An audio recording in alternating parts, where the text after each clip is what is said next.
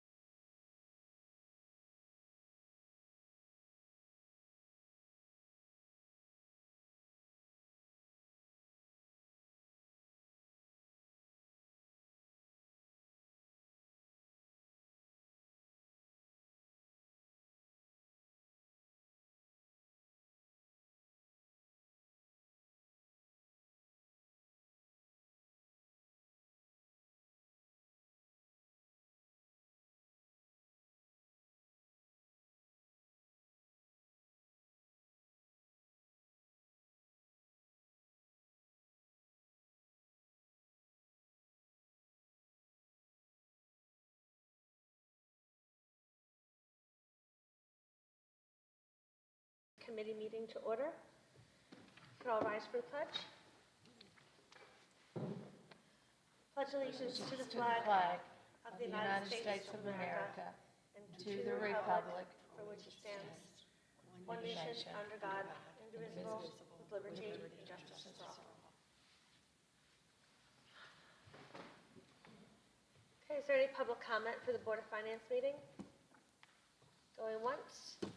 Any public comment for Board of Finance meeting, or Finance Committee meeting, excuse me, going twice, going 3 times, seeing no comments in the audience, we can move on to review the financial management summary dated April 3rd. Mr. Bucci, if you wouldn't mind giving us the highlights. Good evening. Thank you, Kristen. There are no material changes this month over last month. We are on track as we have been for several months now. There are no surprises also, which is always a blessing. I'll run quickly through. We're still running positive variances in certified and non-certified staff. In certified, largely due to interim vacancies that have occurred in various departments, administration, regular and special ed, unified arts.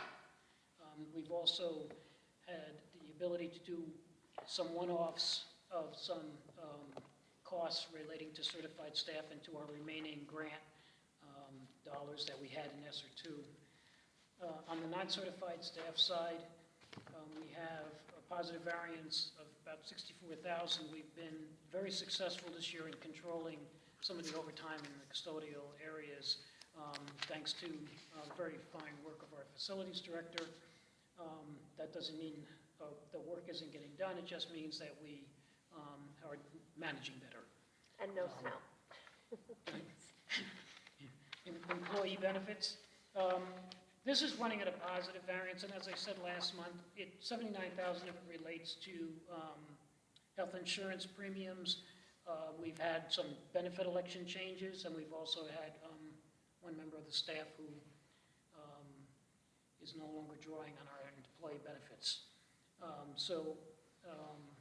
I expect that we're probably going to see this variance ride right out through the remainder of the year. It is March. We only have 3 months left On the facilities, again, like I said in the prior months, this is running at a negative, although there are some purchase orders in there that are yet unspent. We're going to assess as we get closer to the end of the year as to whether or not we're going to be able to actually fulfill a lot of those or some of those open POs that we have for planned repairs. As I've said before, we plan for repairs and then we deal with the crises. So we don't rush to spend money on open POs until we're actually sure that we're going to have sufficient funds within our overall budget to be able to do this. This is a soft area that we manage very closely only because it can get out of control if we don't. Transportation and tuition, we are relatively stable at this point at 27 students in the out-of-district special education area. I understand that's on the board agenda for tonight, that Dr. Boyle is going to make a presentation on special education. All I'll say is that from a monetary point of view, we are still running at the same variance that we've been running at for the last 3 or 4 months. And then in education, adult education administration, we reclassed. Transportation used to get allocated into the travel budget that was sitting on the administrative side. This has since been moved into transportation with other district transportation, largely because it belongs there when we file our state EFS reports at the end of the year, and this is when this came up when I was doing this last summer. So while the budget was set for it to be in one place, we've moved the expenditures to another place.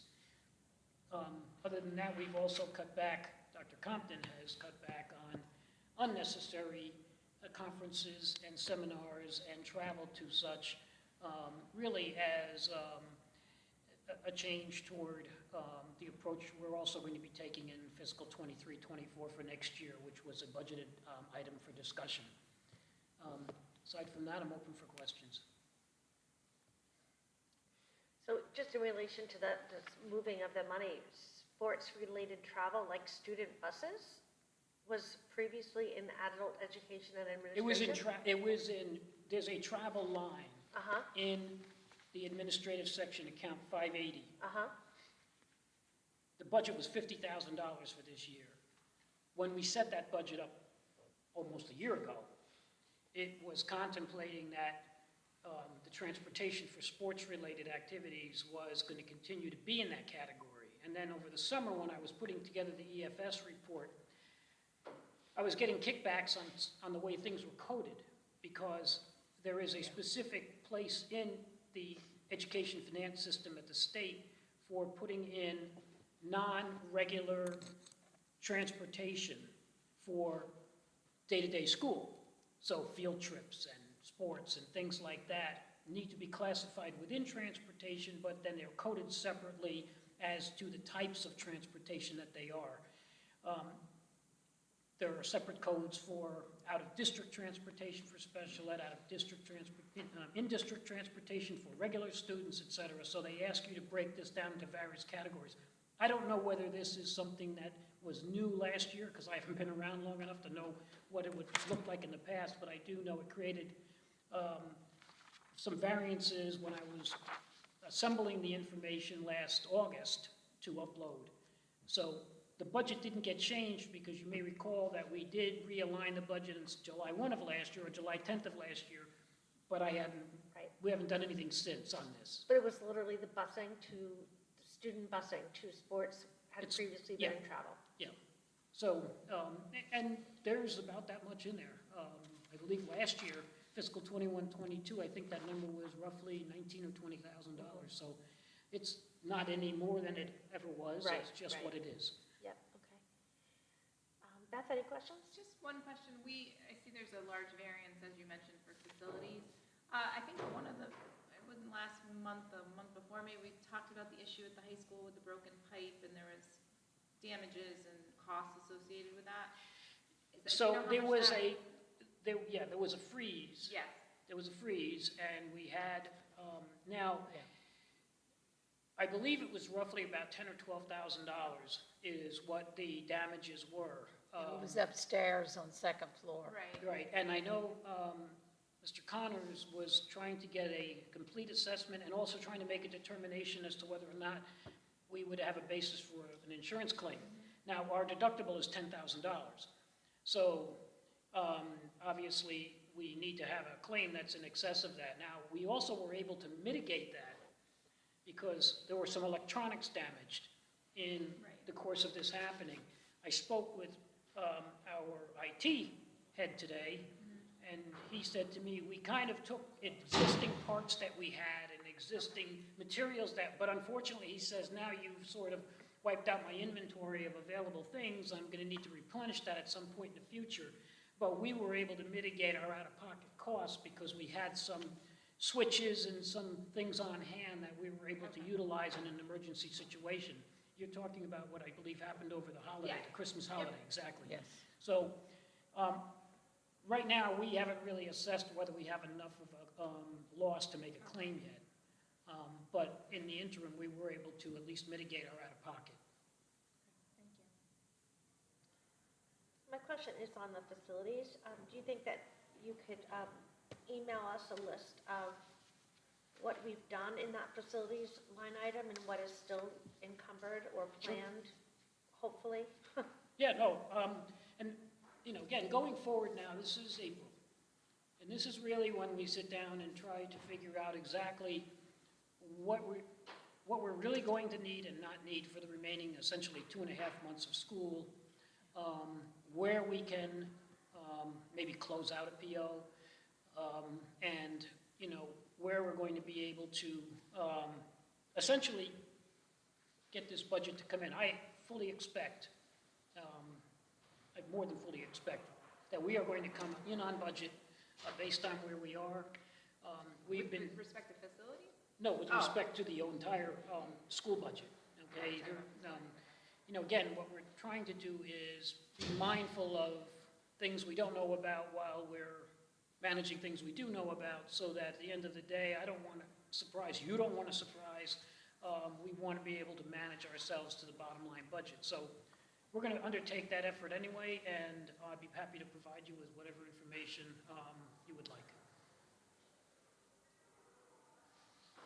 Yeah, just give us an indication of what we have spent on, just acknowledging and knowing that we cut 90,000 out of it for next year. For next year, I mean, a lot of that was from the floor refinishing program. Right.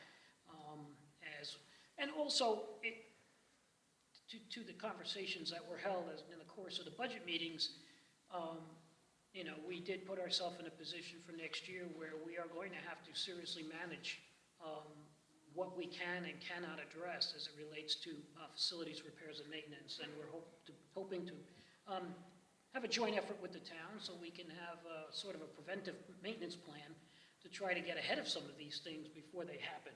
We have some chronic issues, things like door sills freezing that prevent doors from closing adequately. Right. That's an emergency because that's a Yeah. security issue, and we deal with it as such. And there are other things that we deal with that are less critical, but nonetheless, you know, we need to get on a list at some point and just fix and get to them.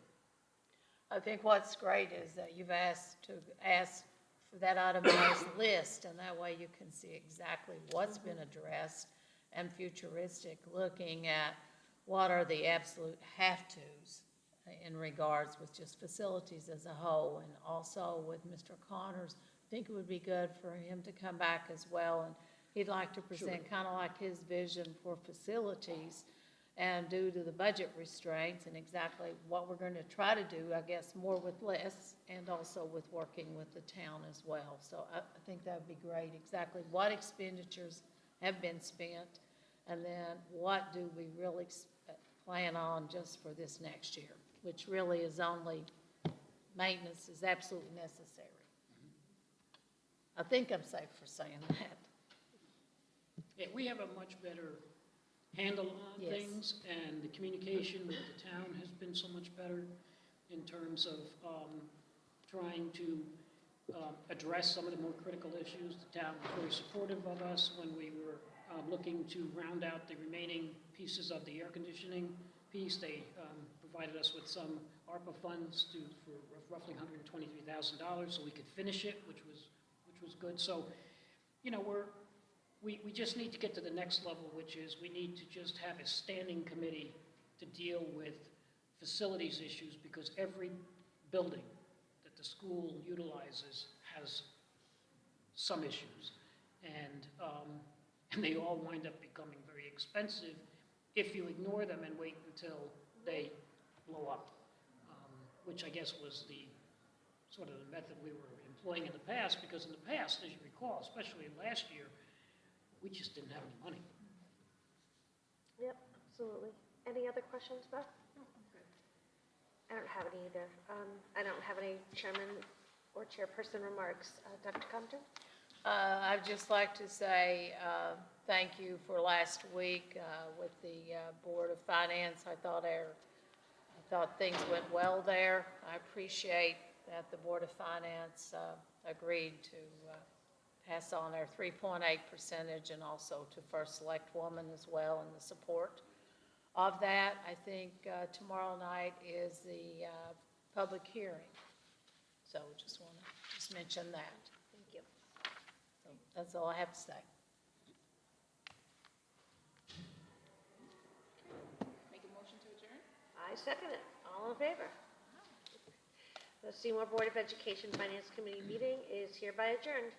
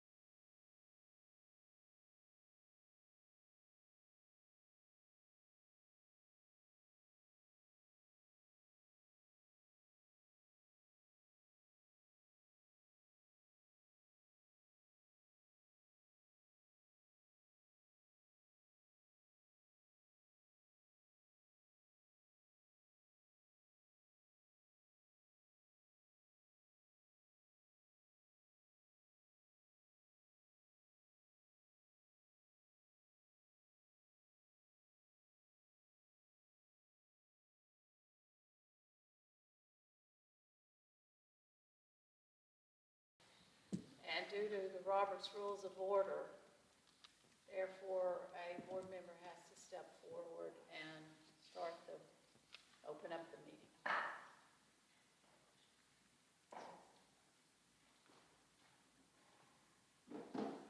I'll make a motion to make Kristen Bruno the acting chair for this evening's meeting. Second. All in favor? Thank you. All right, we will call this meeting to order. It is 7:32. We'll start with the Pledge of Allegiance, and we'll ask everyone to remain standing after the pledge. A moment of silence. To the flag of the United States of America, and to the republic for which it stands, one nation, under God, indivisible, with liberty and justice for all.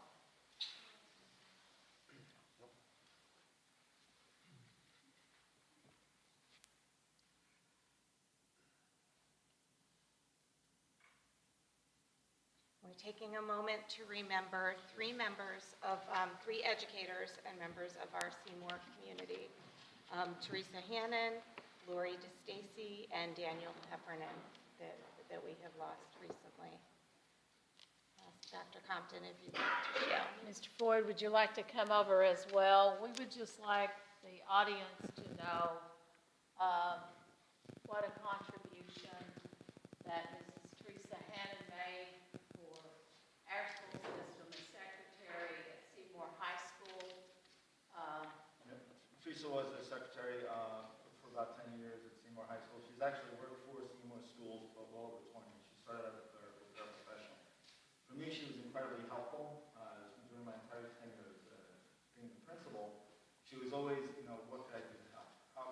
What do you need me to do? Excuse me.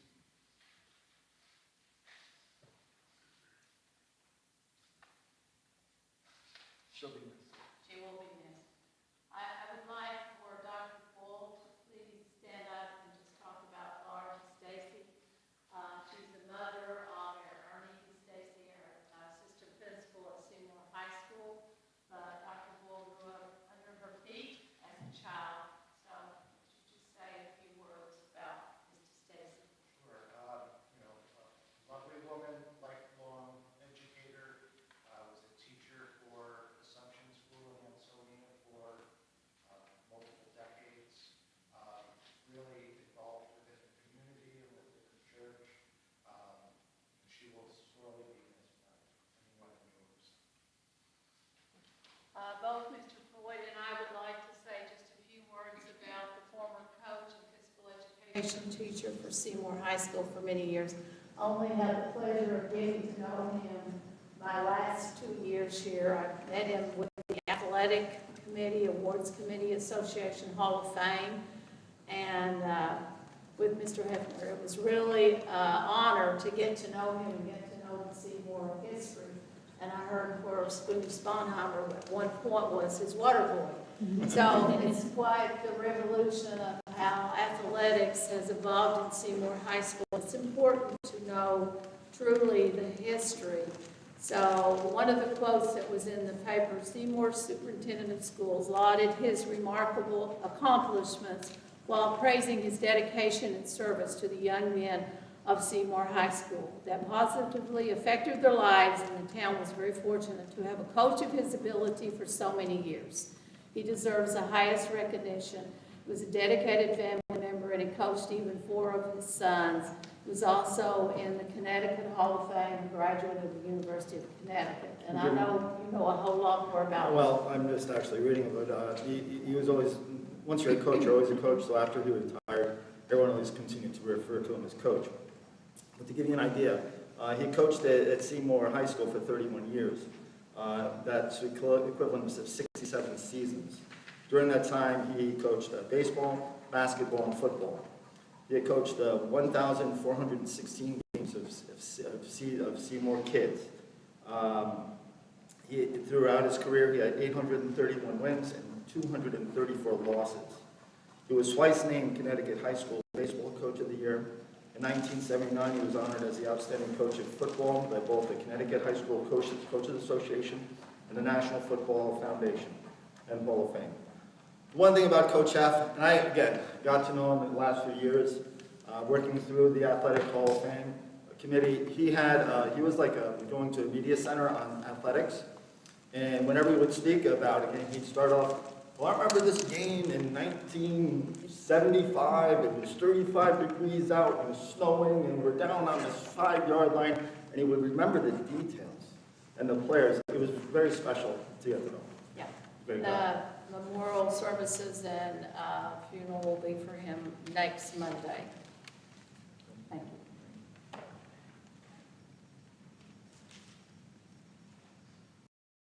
Move on to board and administrative communications and start by recognizing our Seymour champions, starting with Bungay School.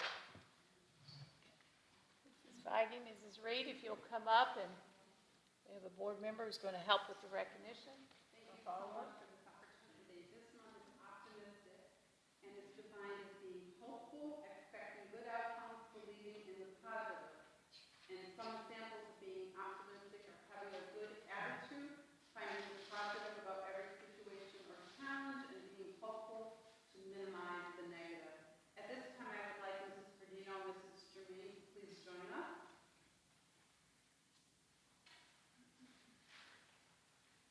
The first student was nominated by Mrs. Ferdino, and Mrs. Germain also added some words to it. So, Mrs. Germain.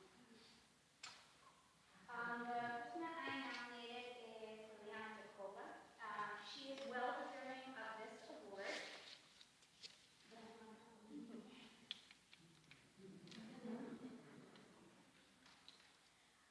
She comes to school every day with a smile. She's ready to learn.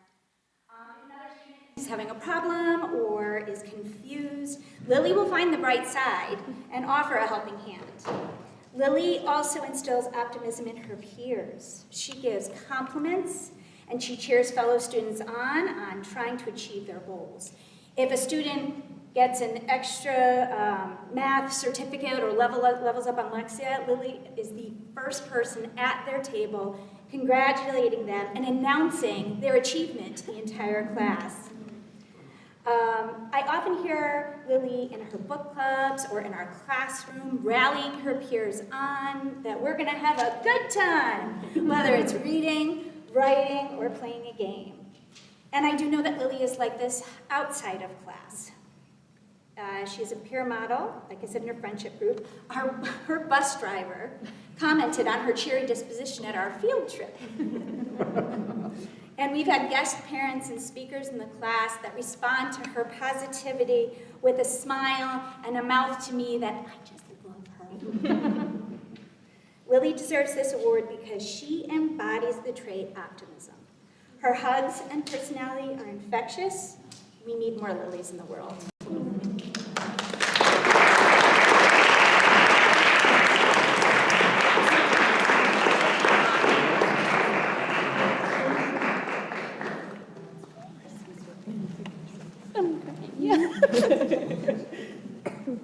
Lily, stay up here, sweetheart.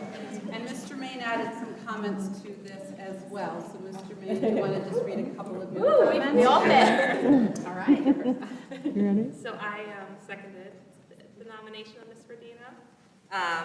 For the Optimism Award, Lily always has a smile on her face and a positive attitude.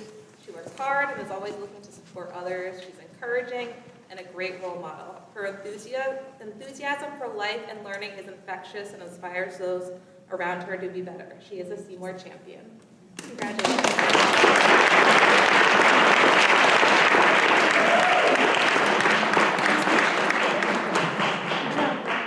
So the next person, Mr. Maine, is nominated and is in Mrs. Nutz's class. Unfortunately, Ms. Nutz wasn't able to be with us tonight. Go ahead, Mr. Maine. So we nominated Rhea.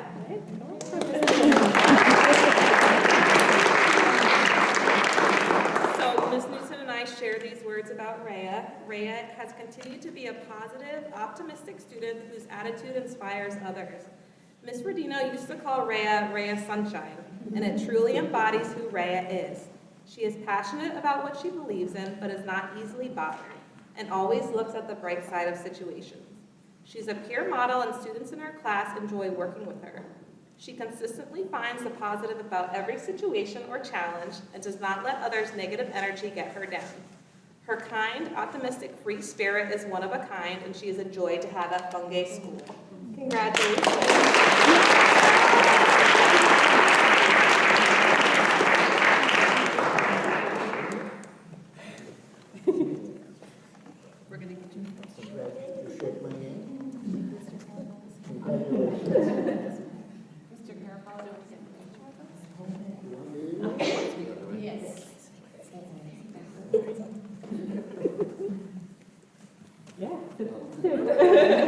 Guys.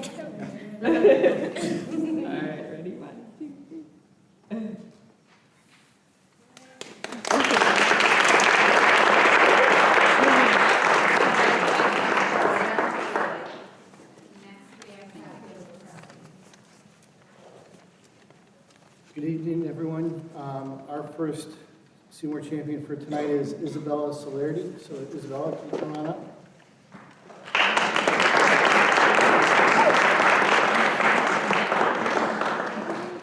So Isabella is in Ms. Prefontaine's kindergarten class, and Ms. Prefontaine shared that Isabella is the epitome of optimism. Every single day of the school year, she comes in with a smile, as you can see, and fully participates throughout the day, bringing such a sense of joy to the class with her smiles, laugh, and overall demeanor. Isabella continues to show excitement for learning and enthusiastically shares her learning in all subjects. She verbalizes her observations that she notices in word work, reading, and math. Isabella goes beyond her peers in this area. Isabella is a true joy every day. Congratulations, Isabella.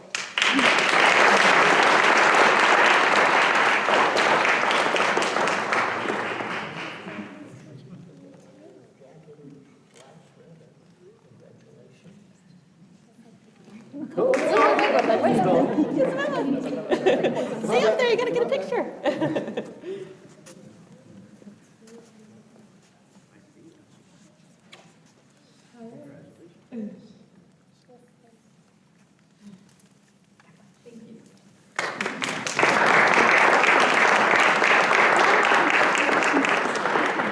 Our next recipient is Carly Petinella. Come on up, Carly.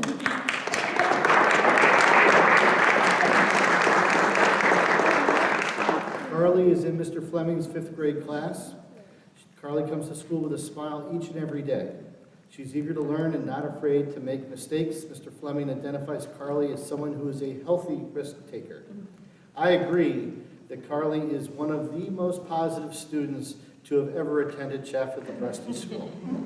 Carly's optimism is infectious to her classmates too, as evidenced by Carly's willingness prior to tests to come up in front of the class to provide a spontaneous pep talk for everyone. Carly's cheerfulness and positive attitude will take her far. Congratulations.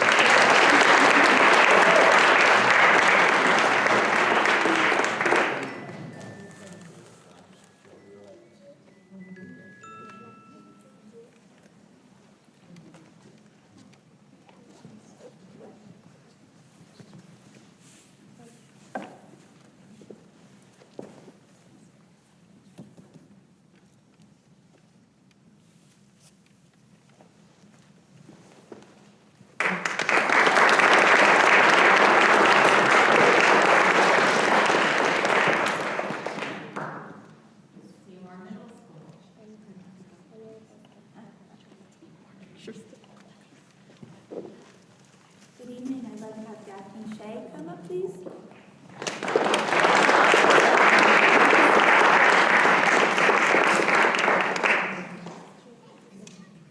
So many of you might think optimism might dwindle as our kids get older, not for our upstanders and not for our middle schoolers. Daphne was nominated, you can see that big smile right now. Daphne was nominated as she is one of the most optimistic kids on the white team.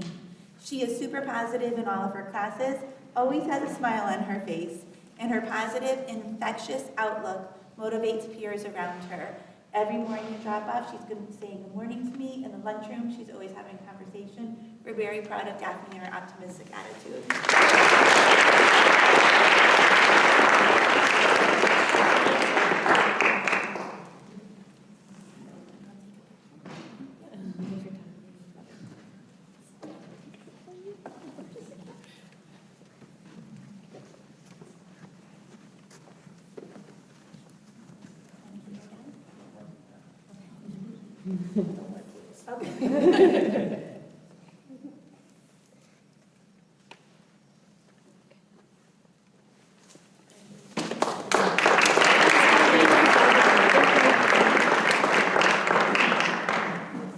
Next is Tucker Donato.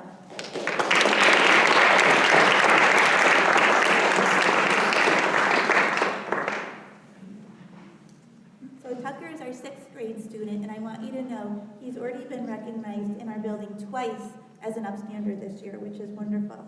This has led to his award today. Tucker is a student who embodies what it means to be optimistic.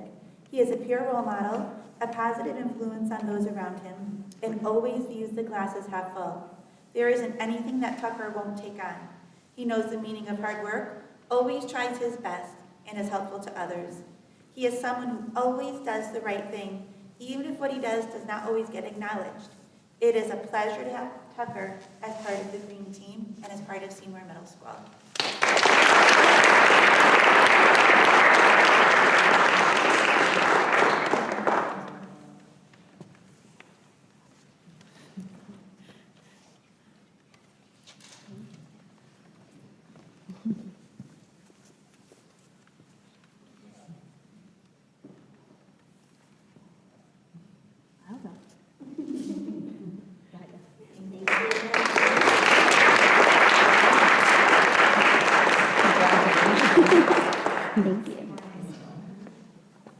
Now, working my entire career in a high school, what I envision happens at an elementary school is when the kids are coming into school, they're giving their teachers high five, they're fist bumping as they're coming into the school. Well, you know, that doesn't happen at the high school.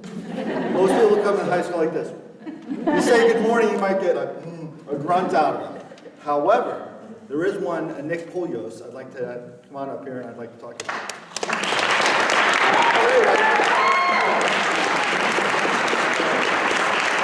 He was one of the guys at Monkey School. My wife had the opportunity to work with him, and then she actually loved him. But, you know, I got her to leave you alone, so it's good.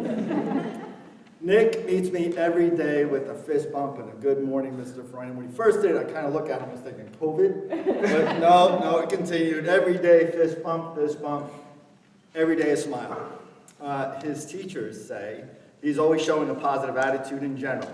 He's a member of the National Honor Society. He's a member of our Link crew. He was a swim team captain.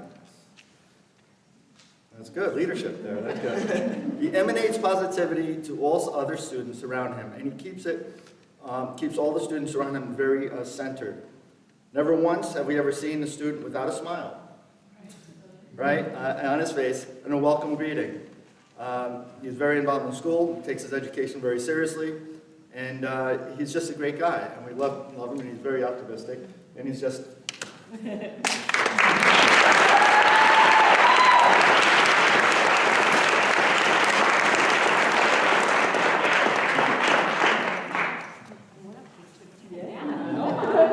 need a picture of that for my wife. I'll be in trouble. Always smile. Get you far in places. Yes. Two cameras up.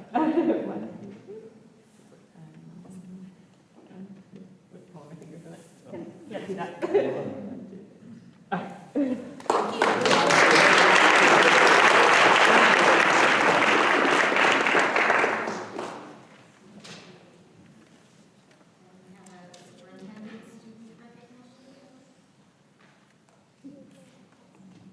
Madison Jarvis.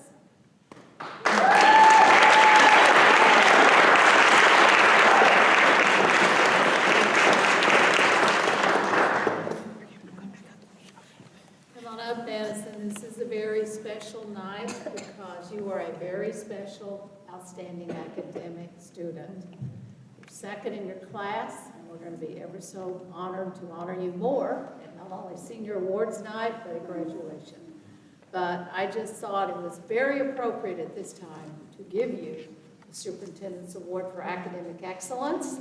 But that's not all. Mr. Floyd has some really good accolades to say about you, and first off, I want to know, have you made a decision on which college? Not yet. Okay, it's whoever offers the best package. All right, so to all of our little students out there, I call our little people, look what you have to look forward to. The students that were recognized here tonight as our high school students, this is what you can become. If you work hard and study hard, it will pay off.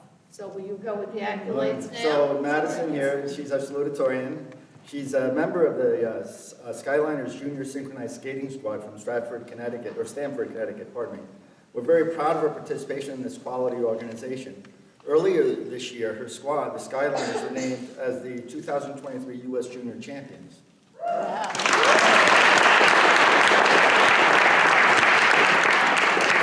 The squad has competed in Worlds on multiple occasions, earning medals for each of the last 4 years.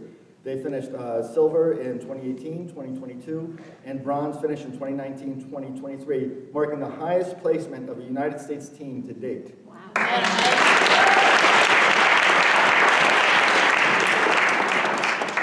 Not only that, they've medaled in every international event they competed at this season.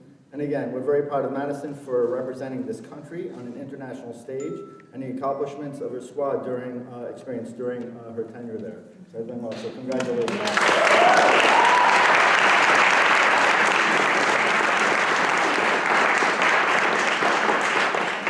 And she's smart. Okay, I'd like for the parents to come up. You've got a lot to be proud of. I'm summoning you up here. I have support. She summons me sometimes.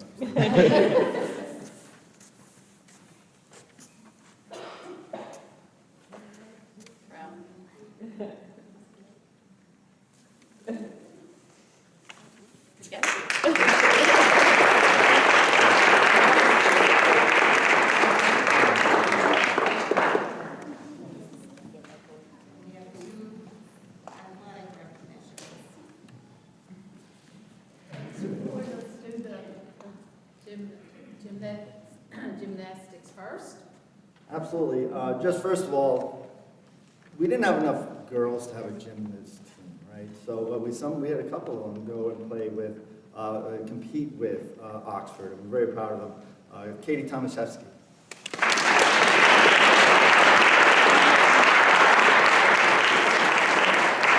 You competed for 4 years with them? You represented Seymour well? Yeah. And I'm going to tell you how well. All right, so we'll get the picture and I can continue. Words here. There you go. All right, Katie has been a big impact on state gymnastics. Katie obtained scores that allowed her to compete in the Connecticut State Open and has been recognized by the CIAC during their All-Star Banquet. She also achieved All-Academic All-Star. She's only one of 6 to receive this honor. Katie earned first-team All-State honors this year in the vault. Right? How high do you fly in the air with the vault? Pretty high? I'd probably break something. She has also earned an invitation to not only represent Seymour High School, but also the state of Connecticut with 10 other gymnasts from around the state in May at Fort Myers, Florida, at the Senior National Gymnastics Championships. So good luck.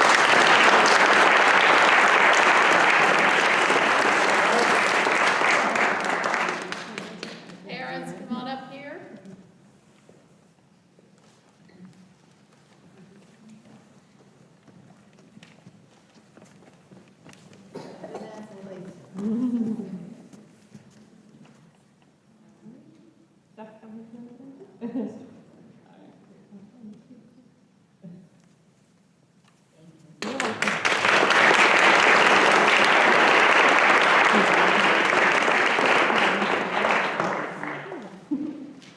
Okay, next month, we're going to honor the Seymour High School boys basketball team.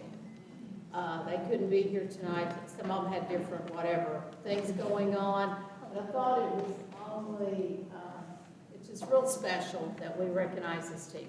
It's amazing how well they did making it to the Final Four. Just so proud of them. The boys. Yeah, so they'll be here hopefully next month. Tonight is very special to honor the Seymour High School dance team.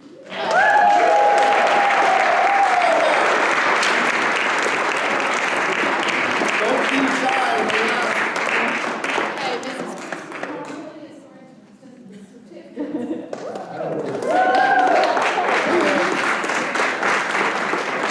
Talk about optimism. These ladies are incredibly optimistic when they're out there doing their routines on the field and the court. Very proud of them. They had a great season as our dance team. Throughout the year, they participated in several competitions throughout the state. While competing, they had earned 2 first-place finishes in kick. And they're fantastic. It's like going to see the Rockettes when you're watching. And they had 1 first place in prom division, which was really the first time Seymour High School had ever had a first-place prom dance team at one of the competitions. Overall, they had a successful year, coming in 2nd in state in the kick division, and they only fell short from that top position, losing by a few points to a nationally winning team. Our team is coached by Mrs. Diane Leidickson and Mrs. Stephanie Mortawana.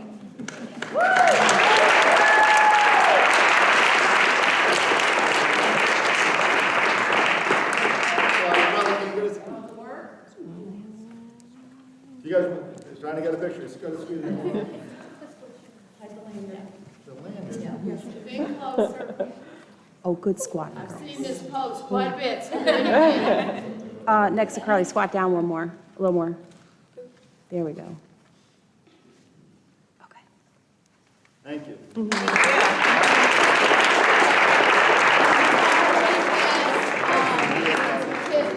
For each of you. Thank you. Yes. Thank you for having us. What a great team.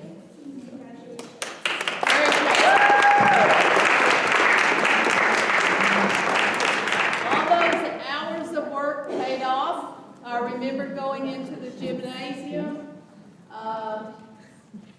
Remember that one morning when I came in there and looked, and I was impressed, and On the Sunday. on a Sunday, and I said, if we keep that up, I knew then when I walked outside the gym, this team's gonna go places. Thank you, Coach. Thank you for having us.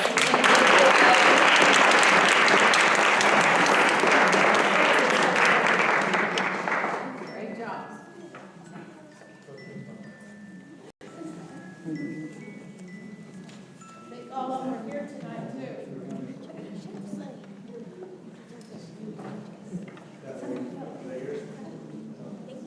One more recognition. The 2023 CAS Distinguished Friend of Education Award, Mrs. Feige.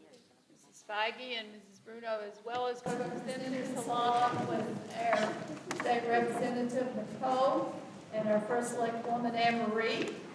I would like the other line club members to please join us in this recognition. Line Becky Bennett and line Dr. Compton, as we give out this special award.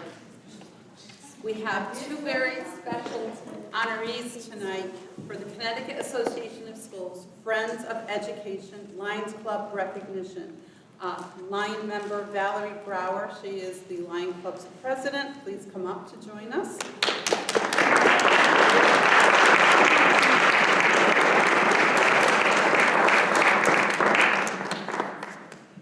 And Lion Giovanni Ortez is the Lions Club past president.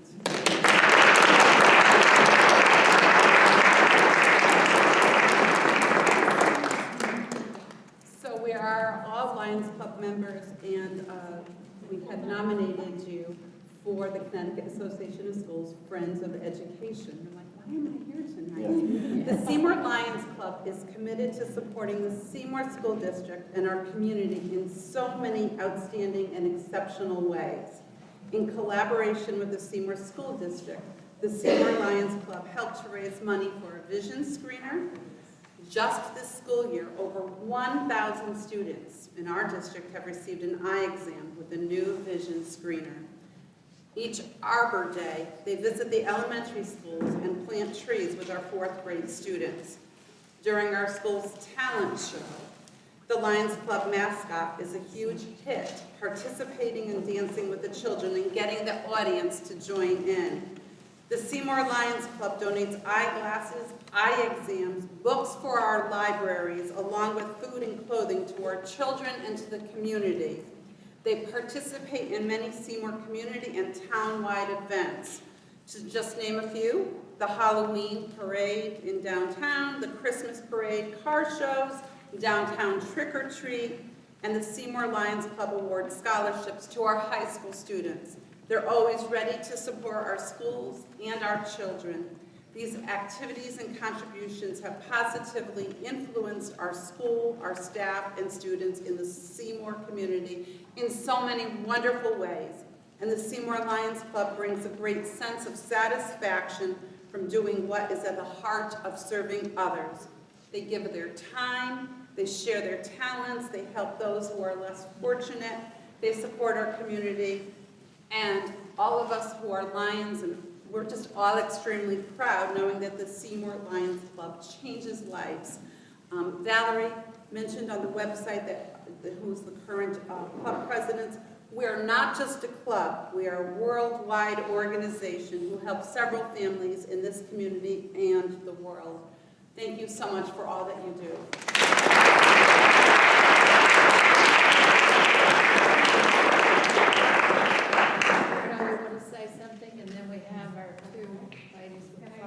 The daughter and granddaughter of Lions Club members, lifelong, so I know what this organization can do, and congratulations on a well-deserved award. Thank you.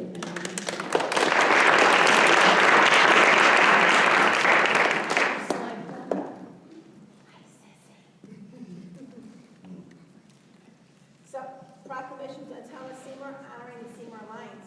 Surprise! Whereas the Seymour Lions Club was chartered on August 27, 1952, during more than half a century of service, the members have been sensitive to the needs of others.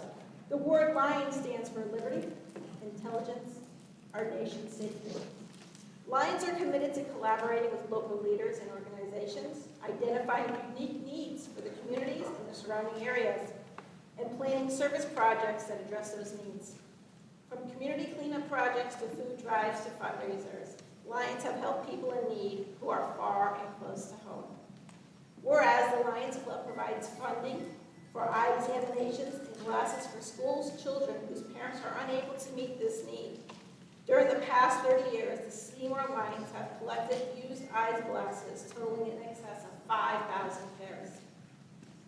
That's quite a collection. Whereas a person is rewarded in Lionism by the pleasure and satisfaction of serving others, by improving the community in which he or she lives, and by endeavoring to leave the world a better place than he or she found it. The rewards are in direct proportion to the efforts expended. Whereas the Seymour Lions Club is involved in numerous community betterment projects, including giving out Christmas gifts to patients at local convalescent homes, sponsoring Christmas parties at the town's senior housing complexes, calling children on Halloween night if the child is home, awarding them a silver dollar, hosting car show fundraisers, awarding annual scholarships, and donating more than 5,000 pairs of glasses over the years. Now there be resolved that I, Amory Dragonis, first selectwoman of Seymour, join a grateful town in extending our sincerest appreciation for the Seymour Lions Clubs for the committed support to the Seymour Public School District and our community in so many outstanding and exemplary ways.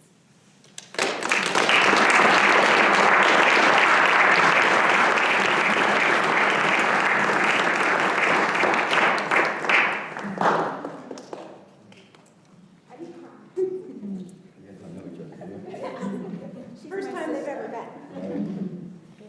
This is a citation from the state of Connecticut from myself, Senator Eric Berthel, and Senator Kevin Kelly. Be it hereby known to all that the Connecticut General Assembly hereby offers its sincere congratulations to Seymour Lions Club in recognition of being awarded the 2023 Distinguished Friend of Education Award by the Connecticut Association of Schools. Your dedication and commitment to all the charitable works your organization supports truly help the town of Seymour to thrive.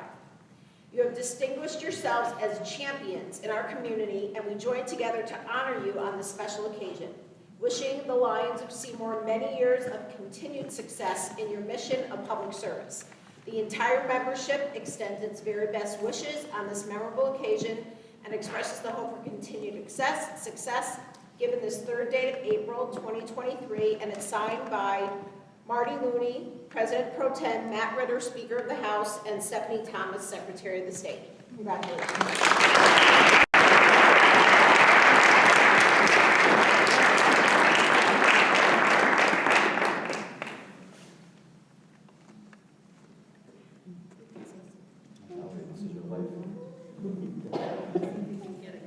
We're going to get a group picture of both of you holding your phones.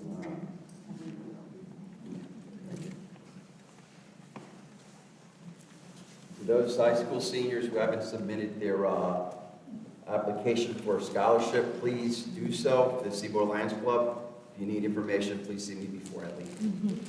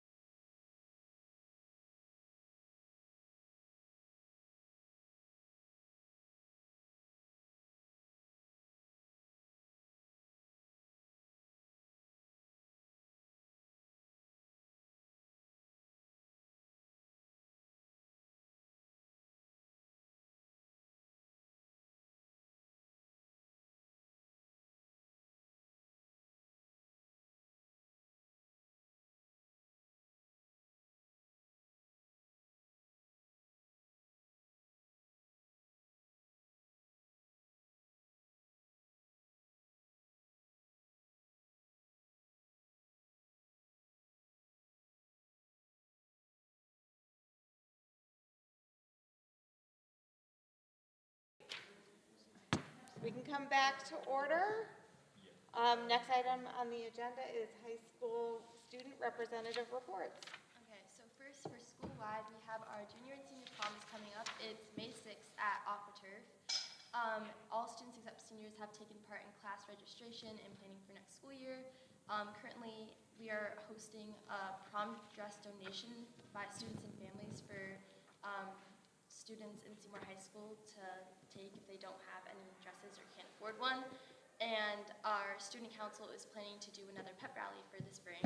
Our performing arts, they had a concert in March that took place Friday and Saturday nights. They had high attendance and a lot of good feedback came from it. And then recently they held a performing arts show for the student body last Friday during the school day. And there was a lot of good feedback from that as well. FBLA, on Friday, March 17th, Seymour's FBLA members and advisors attended the annual FBLA state conference. At this conference, students competed against other schools and state in different business events. Several students were awarded placements during this event. Some of them were Shida Aguilera for writing a business plan. She got first place. Sarah Folsom for public speaking received third place.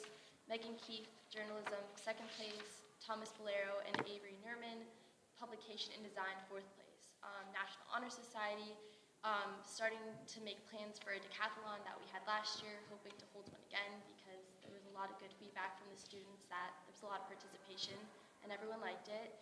And then Best Buddies, a friendship walk is coming up, which is hosted with other Best Buddy clubs throughout Connecticut, and that is being taken place on April 29th, 2023 in Hartford. So boys basketball, as Dr. Compton had made reference to, they had a very successful season. Their overall record was 19 wins with 7 losses. The regular season was 15-5. Naugatuck Valley League tournament was 1-1. State tournament was 3-1. They were undefeated at home for playoff victories. The team beat Crosby in the Naugatuck Valley tournament. They had not beaten Crosby in over 20 years. NVL Copper Division champions for the second time in 3 years. And Caden Dreslick had scored over 1,000 points in his career and was named first team All-NBL. For boys swim, they had a strong performance at the Class S State Swimming Championship. The boys finished 8th in their class. Anthony Tomasco won All-State, and the 200 and 400 freestyle relays also qualified for state opens. As mentioned before, Katie Tomaszewski for gymnastics earned points to compete independently in the state open competition for gymnastics for the Seymour High School gymnastics team as she competes with Oxford. In terms of spring sports, competitions have begun this past weekend with the weather. A lot got canceled, but through this week. Practices have been going on for the past 3 weeks. Spring sports for the high school include golf, boys and girls outdoor track and field, softball, baseball, and girls tennis. A couple of just small things to report on. We had a freshman representative from the high school contact us, and Miss Sweeney, our student council advisor, and she's looking to do an environmental kind of drive for the school, so we're going to be going through and doing that. It's bringing attention to the importance of recycling, and there's some benefits along with that, so we'll be getting, and we should have like a final report with that for the May meeting and how that went. And I was asked to serve on the awards advisory committee, and I just wanted to report that we've, the 2 student representatives on that, myself and Duncan, I've been trying to get students to nominate students, parents, staff for the respective awards on there, so we'll get information about that for the next meeting. Good job. Any questions for our student representatives? Can he present his box now? At this time, he would like to do just a quick overview of his capstone project. As a board representative, as a student, could you? Let me get my box.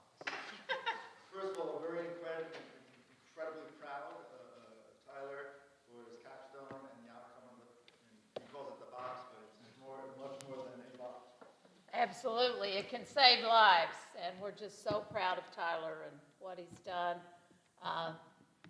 So go ahead and get started. This is pretty amazing So what he's come up with. when we had began talking about the capstone project last year, the administration had kind of, it was difficult last year. It was the first year that we did it, coming off of COVID, and not that there wasn't a lot of direction with it, but there were so many options that you could do with your capstone.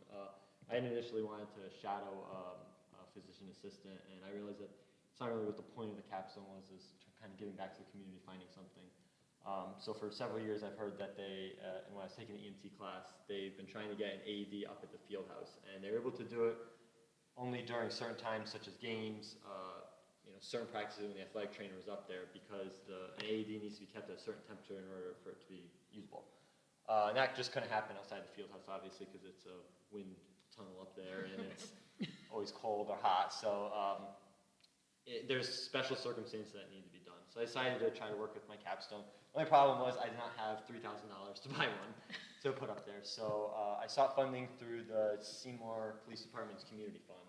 It's basically a fund where you could bring an idea to them and they'll give you money either towards the police department or towards the community members. And they were willing to fully fund this project. And initially, it was about $1,800 that they approved to give me, and that was for metal AED box and the cheapest AED online. Kind of through this, that was about this time last year. It got approved at the May meeting last year.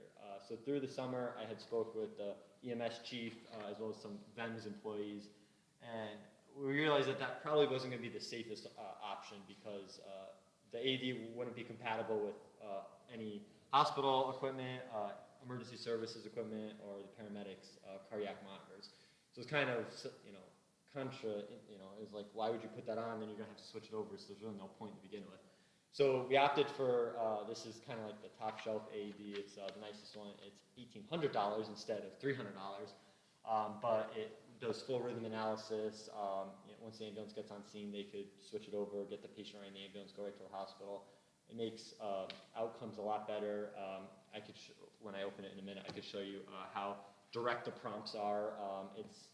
It analyzes the patient within 30 seconds if it's shock, and that's absolutely crucial. We found that within 60 seconds of somebody's heart stopping, if they're given a shock, and it's shockable, 90% of the time they'll be able to survive, and that decreases by about 30% for every 90 seconds. So it's absolutely crucial that we have one up there and available to the people who walk around the track and who use it for practice.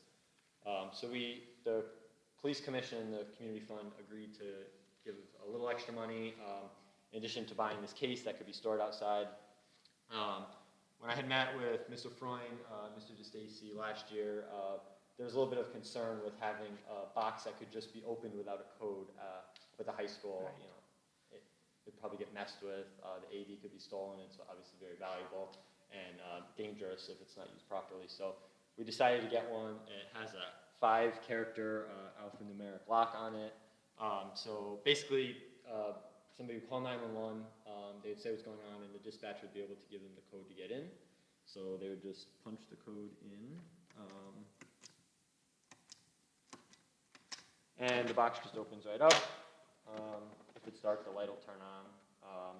And then the AED could just be pulled right out. On the left there, that's a heater.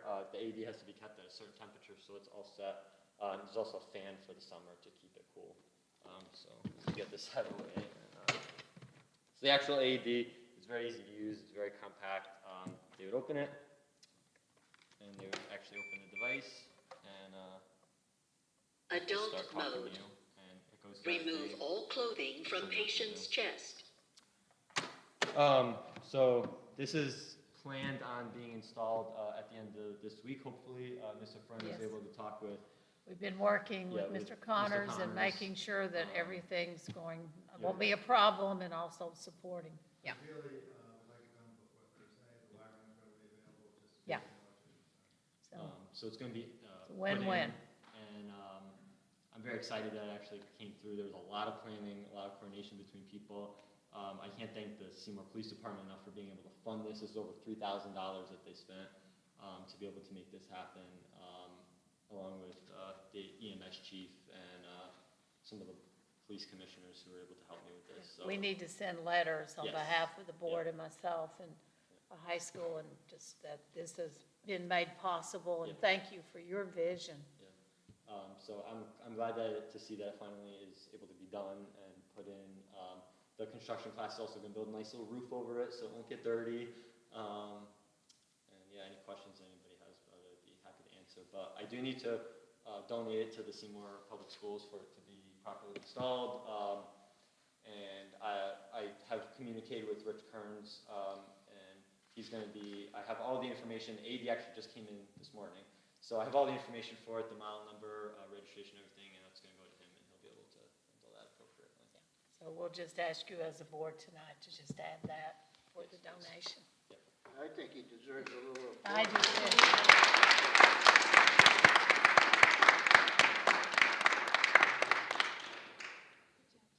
Great job.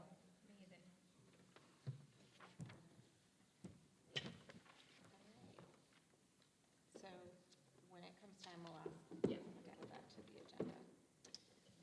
All right, we can, any other questions for the student representative? Thank you. All right, we can move on to public comment. Public comment provides the opportunity for the public to make a comment. It is not a dialogue between the board and the public. Based on what is heard during public comment, the board may choose to add a topic to the agenda. If questions are posed that the chairperson is able to answer, these questions may be addressed under the chairperson's comments portion of the agenda. The board will not discuss personnel matters. Comments should be respectful and no longer than 3 minutes in length so that all who wish to comment may have the opportunity to do so. All public wanting to comment will need to state their name and address for the record prior to addressing the board. Any members of the public wanting to comment? Good evening. My name is Mike Kearney. I'm the commander of American Legion Post 10 Seymour. I live on 72 Mountain Road. I don't recognize many faces. I don't recognize Jim, Paul, Mary Sue. Yes. And Lauren. Lauren. Yep. Reed. Yes.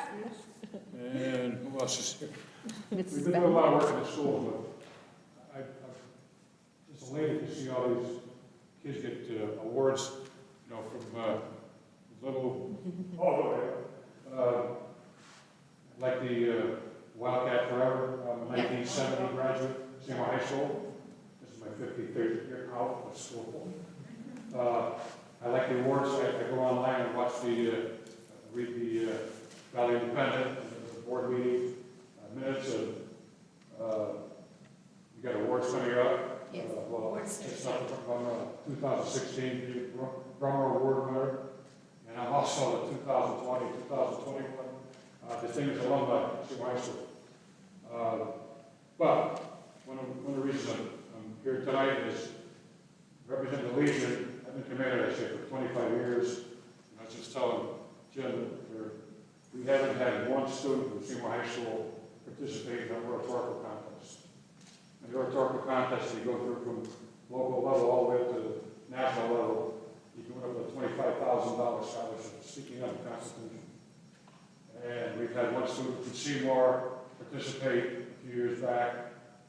He attended Hopkins School in Haven. But right now, he's a clerk for Judge Gorsuch on the Supreme Court.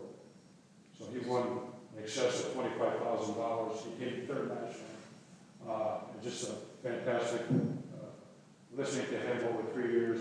I mean, you've got to talk. No notes on the Constitution, 8 to 10 minutes. You know, so it's pretty in-depth, but again, that's big money, $25,000 for the education. One of the other things too is, not to show my age, I started working in the Seymour school system as a book buddy at Maple Street School. And then we transferred up to Chatfield Presby. We also do the programs up at the grammar schools. We get interviewed by the 4th grade students at Bungie and at Chatfield Presby. The kids are phenomenal. Unfortunately, when the pandemic hit, we boxed out of the school system. I briefly got to speak to Dr. Compton at last year's Veterans Program. We're trying to get back into Chatfield Presby, and we were hit with an 18-page questionnaire. Plus, they want us to pay $14.25 to get fingerprint. We're already in the system. I don't mind getting background checked, but I haven't had a chance to go to the office and see if that can be streamlined. Because we do read book buddies with the first graders, and again, we have so much fun with them. The other thing too is I read online when the commissioner from the Department of Education came, the programs that are up to high school, skill programs, music, photography. We at the Post would like to mentor with some of that program because we do work in the nursing homes, into the seniors, because I think that's a kind of, I don't know what word you would use. We go into a flag program, bicentennial flag, and we used to have a piano player. They used to start playing, as soon as the music started playing, the seniors just came alive. It's like something clicks. But we'd like to partner with the high school. If there's any way we can do that. We saw some of the programs, shop, electric, you know, the plumbing, all the skilled trades. I mean, we could do something with them. Again, the oratorical, this year we're working with Mr. Capola. We've got 3 boys that are going to, juniors are going to attend Voice Day down at the University of New Haven. I don't know if we have any junior girls that are going to be in the program this year. I know he has one for next year, a sophomore, if we're interested. We also have a State Police Youth Week. Any of the students that are interested in becoming a state trooper or the police work, we sponsor. We haven't sponsored one yet, but it's a State Police Youth Week program through the American Legion. You know, so we've got a lot to offer. Again, we're right downtown Seymour. A lot of the principals and the educators know who we are. We've been doing it for years, and I mean, I'll keep on doing it as long as I'm able to. We've got new members coming in. Hopefully, we can turn around and start, you know, working with them at all levels, from the grammar school, middle school. The other thing I want to leave here in the middle school is you've got a fantastic middle school band here. They're going to be playing. We've got a Veterans Appreciation Concert coming up on the 29th of April, right here in the auditorium. We've got 8 drum corps. Well, leading off is going to be the Seymour Middle School Band, which will be posted to college too. And they did play all the service anthem. So, again, you've got a great group. Keep up the good work. But if there's anything that we could do to help make your jobs easier, give us a call. I mean, I'm right in town. I'm right down the hill here. And again, I'm retired now, so I got plenty of time. And I appreciate the time you gave me to speak tonight. We'll talk to our board attorney and try to get that cleared to where that your services in the Yeah, because we got a handful of guys that want to get back into schools. Again, it's such fun getting in there with the kids, and I really appreciate it. We appreciate it. So, again, thank you. Have a good night. Thank you, guys. Thank you. Congratulations, Amy. Thank you. Congratulations. Thank you. I'm Sophia Motel, Junior Representative. Tyler Lang, Senior Representative. Beth Mysteriak, board member. Kristen Bruno, board member. Kristen Harmeling. James Garofolo, board member. Shannon Levy, board member. Dr. Compton, superintendent. Leanne Doherty, board clerk. All right, next we have reports. Are there any questions? Oh, is there anybody else for public comment? Sorry about that.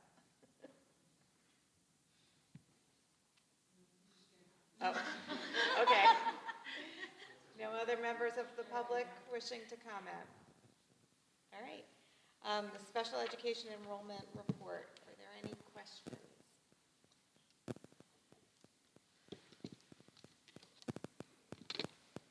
I do have a question for Dr. Boyle, and it does not need to be answered tonight. I'm just curious, the middle school has a different trend line than all the other schools do in terms of number of students with a 504. So it looks like all of the other schools are kind of trending on their way back up to where they were at the end of last school year, which makes complete sense. As students go through their school year, problems are identified, but in the middle school, it's the only one of our 4 schools that's markedly lower than it was at a similar time last year. So I would just be curious, I mean, that could be great news, right? Or that could be, our students not being identified as needing help. So if you could provide insight to that on the next meeting, that'd be wonderful. Thank you. Any other comments, questions? Before we move on to the consent agenda, I would like to make a motion to include discussion and to include the healthy food certification, which is currently under agenda item 8A, and I'd like to make a motion to move that into the consent agenda. I'll second that. Any discussion about moving the healthy food certification to the consent agenda? I would just put out that this is something that we have to do at this meeting every single year. It's a statutory Statutory. obligation, so we never have any discussion on it because there's nothing to talk about. So it's really just a convenience to save us all time of reading all that to put it into consent agenda. I think that's excellent, moving it forward to consent. All right, all in favor? 5-0. And then I'll entertain a motion to approve the consent agenda. So moved. Second. Any discussion?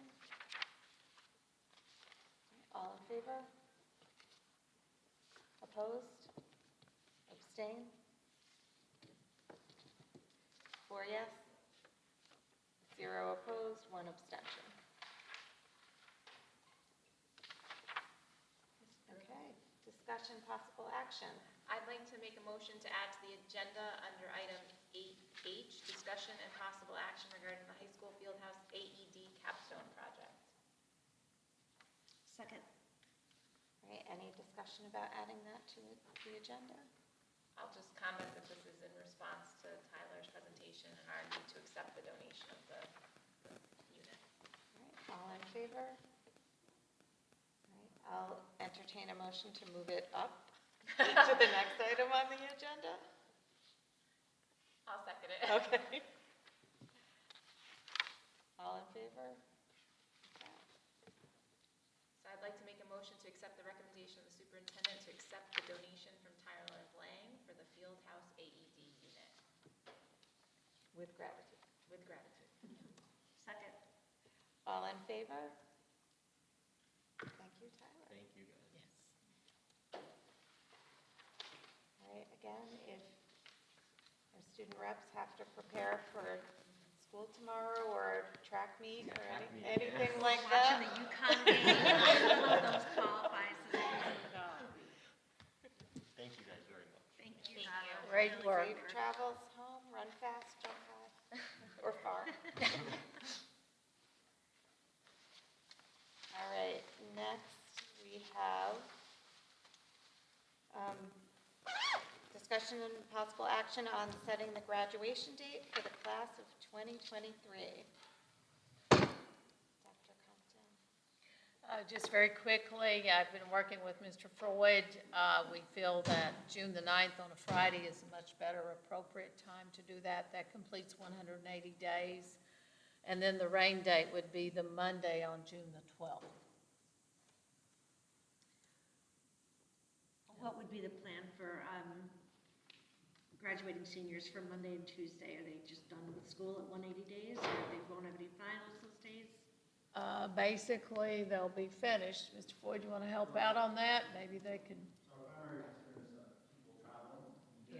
Yeah, what she's asking, what will our seniors do on that Monday and Tuesday if they're completed on Friday? Are you going to require? The seniors will be done. The underclassmen will be responsible for still exams to take, and so, but the seniors will, they'll start their exam schedule earlier, so they'll be done. That will be their 185th day of school, that Friday, which is what's required by the state. So the idea is, rather than having them come back and graduate on either a Monday or a Tuesday, having graduation on the Friday to make it easier for family to travel there and spend the weekend with kids, and have them graduate on the 180th day of school. If I'm not mistaken, we moved it up one day last year. Yeah, every time, so it's been, over the past several years, whenever the last day of school ends up on a Monday or Tuesday, we've been trying to have it on the Friday.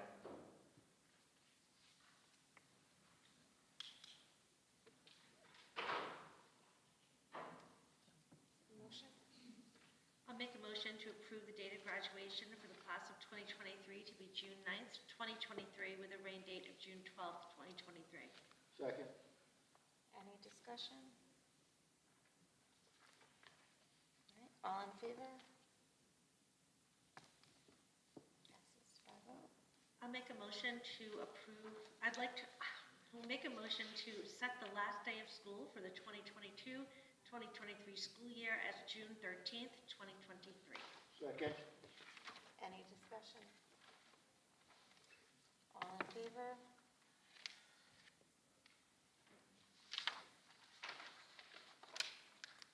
The next item is the June 2023 Board of Education meetings. I think this came out of discussion the last board meeting to split up the awards meeting and sort of the business meeting. The meeting kind of went on for about 4 hours. We were very patient. It was very long, and we had a lot of nice comments from the award recipients, and it really was a celebration. I'll make a motion to add a meeting to our 2022-2023 Board of Ed school year calendar so that we have a business meeting on June 19th, 2023. And I understand that would be a special meeting. Second. Any discussion? All in favor? Okay. Next, we have the appointment of a Title IX coordinator. Yeah, I would like to recommend for Dr. Chris Boyle to be appointed as our Title IX coordinator. This is done in several districts where the Director of Special Services serves in that capacity. I think he'll do a great job. He's very much into policies and regulations, and especially in his position. So I think he'll do a good job for us. Very proud of him. Does this need a motion? Yeah. Yes, it does. We went through this last time. I'd like to make a motion to approve the recommendation of the appointment from the superintendent of appointment of Dr. Boyle as the Title IX coordinator for the Seymour Public School District. Second. Any discussion? All in favor? Congratulations.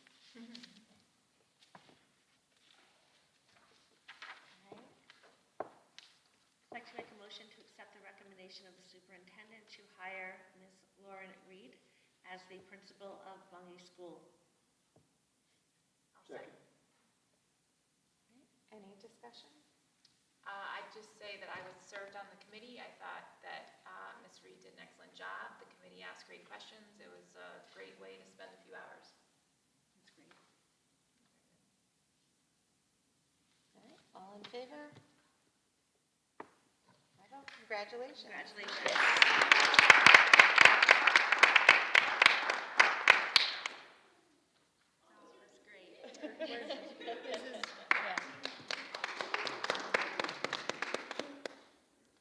So proud of you.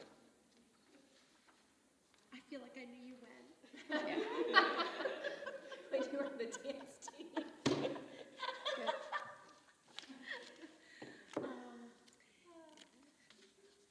Next.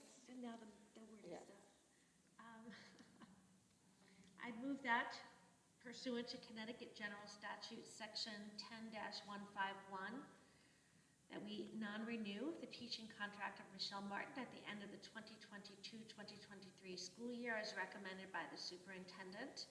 I further move that the superintendent be directed to communicate this action of the board in writing to Michelle Martin, and that the superintendent of schools be authorized to respond on behalf of the board to any request if required by law or for other data which may be forthcoming from the teacher and/or her representative pursuant to applicable provisions of Connecticut General Statutes, Section 10-151. Second.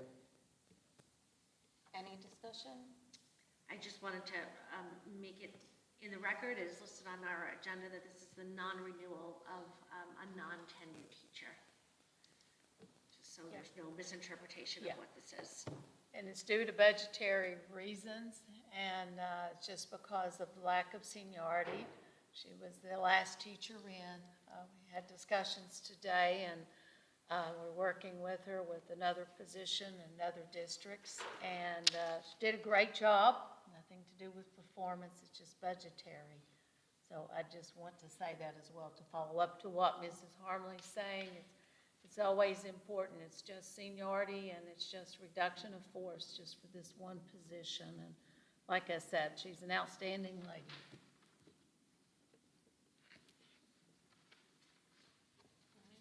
Do we have a second to the motion? I think there was. Okay. All right, so all in favor?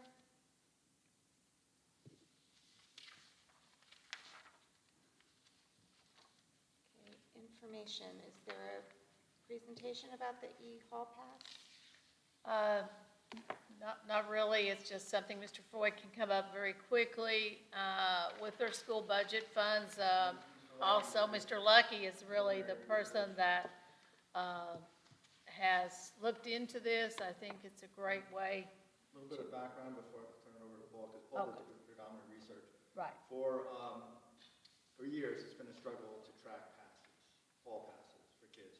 We've done everything from signing out of classrooms, keeping a sheet, keeping a database online, our own developed database, and it's just been a struggle. Some kids take many trips out of the classrooms every day, and we don't really have a good system to track it. Earlier this year, and we had talked about some type of e-pass system. Earlier this year, there was an article, I believe, in the Waterbury Republic and one of the local papers that talked about Wolcott High School, where it was piloting an e-pass system. Wolcott High School is in our same dirt. From a financial perspective, they're exactly like this on paper, also from an instructional perspective. So that being said, Paul also read the same article. He took it upon himself to do a little bit more research. So at this point, I'll turn it over to Mr. Lucky. I did speak with the principal of Wolcott High School, and they are proposing and adopting it for next school year. The e-hall pass system will allow kids to write passes on their Chromebooks. It'll pop up in a queue in the teacher's Chromebook or computer, and then with one click they can approve or not. Teachers can also input into the e-hall pass system if they're available. So for example, if a kid's in a study hall and he wants to go see teacher A, but teacher A is not in or is elsewhere in the building, they can quickly input they're not going to be there for that period. So it'll pop up on that kid's, when they try to input it, they go to teacher A, that teacher's not available for that particular period. You can also work up in the guidance area for the same types of purposes, so they can all load that. And then we will have the data in the back end as to how many kids are going where at what time. One of the other major issues, pretty much in every high school that I know, is bathrooms. Yes. Either numerous, we can't staff numerous bathrooms and have them all open at the same time, or there's too many kids in the bathroom, and there's too many issues. So we could actually set a limit on how many kids could attend at a single time, and then once that person returns back, the queue then opens for the next person to be available to go, and it kind of tracks all of those particular things in the background. We also do have a set of students who tend to want to meet up with other students at particular times. And we can actually input them as a cohort if we want, so it won't let them out of the room at the same time. Yeah. So it won't let them out at the same time. So if we have kids that we typically see all of the time meeting over and over and over, we may group them in a small cohort. And then if they have to go, they go, or the other person's out, they're just going to have to wait till the other person comes back to their particular class. So it offers all of that, and then the data in the background to see, how many kids are going at any particular period, if they're going from particular teachers, or how many times a child has gone from one particular day or over a week or months. And we can set flags in the back end, so we can try to identify students who may be abusing the passes system and not being in the classroom. With our current budget, we have money this year, so if we prepay for next year, we get the rest of this year free in order to implement. Now, Mr. Lucky called Wolcott. He said after a month of implementation, and the feedback they gave was nothing but The principal loved it there. It allows us, it might actually allow us to open up more bathrooms and not have to put somebody out there supervising them. Right now, there's times where you'll have a rush of suddenly like 15 kids come out of the woodwork at once to go to the bathroom, and it's very hard to manage. And it's hard to refuse it when a student really needs to go. You have to be really careful with that. So I truly believe it's a good way to go and to try this because it seems to be very effective, especially at that high school. And the fact it'll provide a database. It's important because if some people are repeating the same patterns. One of the feedbacks that we received from Wolcott was that the number of kids who were abusing the pass, going to the bathroom, stopped because they couldn't without it being tracked. Yeah. So the kids then were only using the bathroom when they had to use the bathroom. And of course, if we program for exceptions, kids with disabilities, it might need to have more that could also be put in there, so there would be allowances for them as well.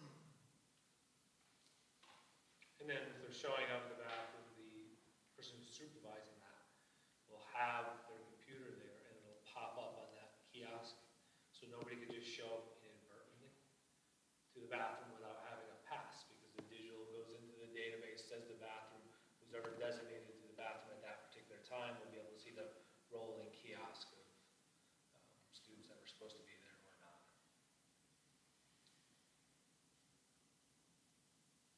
Any questions?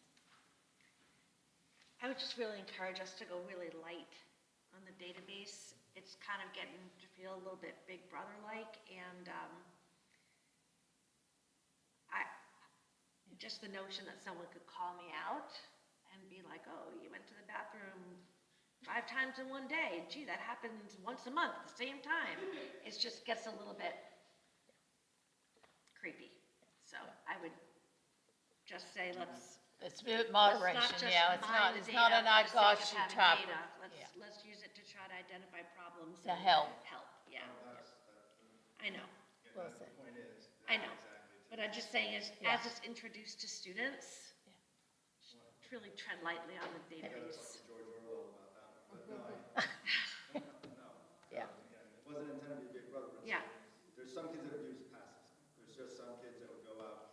Right, but even then, is it that the student's abusing the passes, or is it the student feels like there's a reason they can't be in the room anymore, right? So let's just dig deeper. That gives us a point to have a conversation with this child. Right. Yeah. I had some similar questions. So it doesn't track the actual student, it just tracks the requests.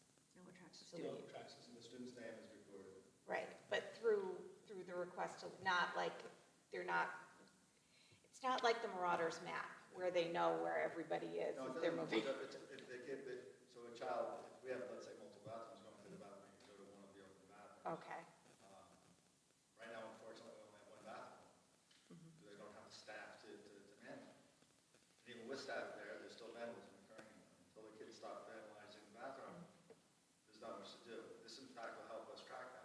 This week, we had a toilet ripped out of the ground, and we had no data to identify who did it. And it seems to be one restroom.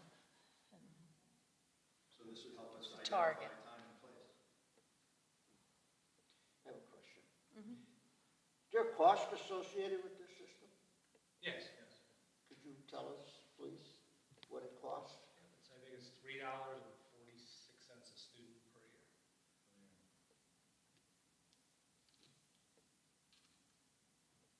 Roughly. It's between $3.45 and $3.55, can't remember exactly. And out of your school budget, this is one of the things that you feel is a priority in regards of just trying to, Absolutely. Again, this is something we've been trying to do as long as I've been a principal, worked at Seymour High School since 2004. We've talked about it. I developed at one point some program in the back end using Google data sheets, but then it came too cumbersome, and then that changed, and then I was gonna have to spend time reprogramming the whole thing from scratch, and, life happens, I'm trying to do the other parts of my job effectively, not being a computer programmer, and this thing is just, from what I've seen, talking to the reps, Mr. Flynn and I, talking to the local principal, it's ready to go. do you have a follow-up? Any other? Okay. We're not going to take action on that tonight, right? no, it's just a part of, for information. I mean, if you want to delay it, we can. But I think it's just something that they want to try, and I think it'd be good to just pilot it. I think, like Mrs. Harmley said, just making sure it's not Big Brother watching and that we don't use the database in the wrong way. We do need to open up more restrooms. That's a concern to me. I just think we got the same frequent flyers that keep just landing. Not sure you need a You know. database to tell you that. That's what I think you might know who they are from what I'm listening to. Yeah, I do. The lack, the lack of having ancillary security people in the building, other than our SRO. We have to staff that with staff that's available. This will help that in a huge way. It's a large school. It's spread out, the design of it. That makes it more difficult too. Madam Chair? Yes. May I, would you entertain a motion regarding this item? Sure. I would like to make a motion that we, as a board, receive a report at the end of next school year as to the efficacy of this system and what it has accomplished for the expenditure required during the school year. I'll second that. Okay, any discussion on that?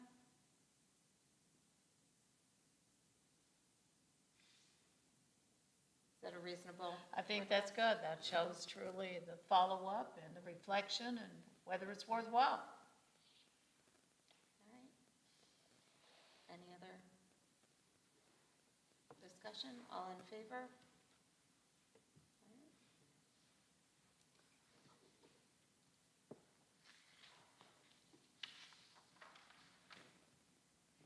All right.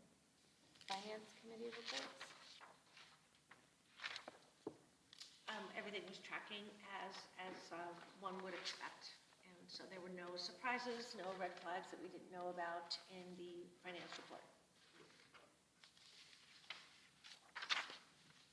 All right. Any questions or comments regarding the school activities and recognitions?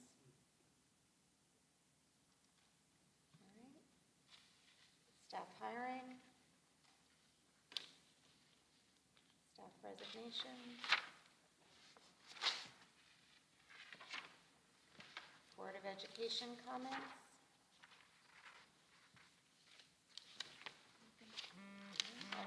Just go under the chairman's comments, since I have that opportunity tonight. April is Autism Awareness Month, as well as this week contains Para-Educator Appreciation Day. So these are folks that make our schools special, both our students with autism or autistic students, however they want to be recognized, and our para-educators who make a difference every day for all of our students. So I want to recognize those two things. Any other board member comments? No. Superintendent report. I would just like to say the same thing in the autism awareness. Actually, the day falls on Sunday. I saw some great bulletin boards, some great sweatshirts. It's very important that we honor that, and also with our paraprofessionals, as you just mentioned, that's important. I just quickly want to point out to the email that Mr. Kearns gave in regards to the safety update after the Tennessee school shooting at the Presbyterian Church School downtown Tennessee. Just so tragic, and what Mr. Kearns is doing with the school security officers and school resource officers, and all the district emergency drills, everything's on schedule and whatever, just making everybody aware of what's around them. And that doesn't, not just for a school, just your surroundings anywhere you might be. So I know that this is something that we got to value, and it's very important. We don't have time to get into it tonight. I think it'd be wonderful to have a student come and talk about artificial intelligence in schools and what's happening. I know Mrs. Harmley was all very well versed on this particular article that I gave in the program. Artificial intelligence. Where is it going? What's Congress going to do? What are public schools going to do? What are college and universities doing? And artificial intelligence is definitely now, and it's the key to the future, but how we handle it, I think, is what's most important. I'd love for a student to come back and do this presentation. I think it would be really nice, possibly, if our top student at Seymour High School would come and kind of give us a report on it, since he wants to to further his education in mathematics, and mathematics is hand in hand with artificial intelligence and mathematical formulas and all of that, and then also in the engineering part and so forth. So I think that would be possibly a good situation, and I'm going to ask Duncan Prude to come. I want to just share with him, and we'll share more when he comes back next month. He just recently was accepted. Mr. Freud was so excited, so was I, and the school counseling department, and Mr. Lucky, that he got accepted to both Princeton and Yale. And 4% of the undergrad are the only percentage that get accepted. Their percentage rate is so difficult, as you know. I don't have to tell you about that. You know more than I do. I did have a student from Kentucky, though, that went to Yale and on a full scholarship. But it's just fabulous. And I've been on Princeton's campus several times as well, and he's really thinking about a professional career in mathematics, probably a PhD or something. So I think it'd be great to have him come and just speak about artificial intelligence and, you know, the robotics and where we're going and what the kids are making also in the STEM lab that they've got going on at the high school. So it's very interesting. It's something we need to talk more about. So I won't take any more time on that. It's 9 o'clock. I do want to just say there's been training going on by a small ad hoc group that we received training with the vision of a graduate. I was in and out of some of the training. We're going to bring that back to you and share that. I'd like for a board member to have opportunity to serve on this. Deidre Sponheimer is using it as her practicum, as her 092 project, and it'll also mission to our strategic planning and looking at competency. So we'll tell you more about that. We're getting ready for assessments. They're coming up. Our preschool program. That is another area that we really want to reform. We want to take it to the next level. We'd like to ask some board members. I'd like to ask Shannon and any of you others that would like to serve on it. She's a mother as well. We'd like to go to Fairfield and look at your preschool program. We'd like to look at Bethany, some of the surrounding areas of preschool programs and where they're at and where we can take ours to the next level. I really would like for it to be a model. That's part of the reason of transferring some people around right now for one person who has great certification in it and a lot of great background in it. But we need to move forward with our preschool program, and I want to thank the board for all that you've done in it. But we have lots of work. We need a curriculum, and we need to go to the next level. And we're going to do that, and we have the people that can do it. So if you're a board member, you'd like to serve and go visit some schools with us, I'd love for you to come. Also, with this literacy and looking at these reading models, I know Kristen Harmley expressed interest, and I want you to serve on it. You did, and Shannon. So I know you three are very much interested. We can have in and out and look at these models when we start this ad hoc committee. So just let me know. We can't have 5 board members, but we can have 3 or 4. Just very quickly, just to wrap up, I'm just extremely proud tonight of both Mrs. Feige and Mrs. Reed. Mrs. Reed, thank you for such an exemplary interview. It's like you passed the torch from Mrs. Feige to you, and as, again, the Assistant Connecticut Elementary Principal of the Year, you really impressed the committee. It was amazing what you came in and what you said, what your vision was. So we want to congratulate you. This is a very special night tonight. It really is. And I know that you're going to take Bungie Elementary again to the next chapter of academic excellence, and we're going to have rigor, continuous rigor, and we're going to move on to the next chapter and passing the torch. So congratulations. So that's all I have to say tonight. Thank you, Board of Ed. You 5 pulled off an amazing meeting. I'm extremely proud of you. The team worked well, and we wish our other 3 the best of luck tonight as the University of Connecticut Huskies are playing in the finals in Houston, Texas. I'm a basketball lover, as you know. University of Kentucky didn't go very far, but now I'm definitely rooting for UConn and the Huskies. So, you know, I just want to say that I'm glad that our 3 members had the opportunity to be there. Sometimes it's a once-in-a-lifetime opportunity. My sister's attended those final games, and I know the love that she always came back and how proud she was to get to do that. So thank you, board. 5 members did well tonight.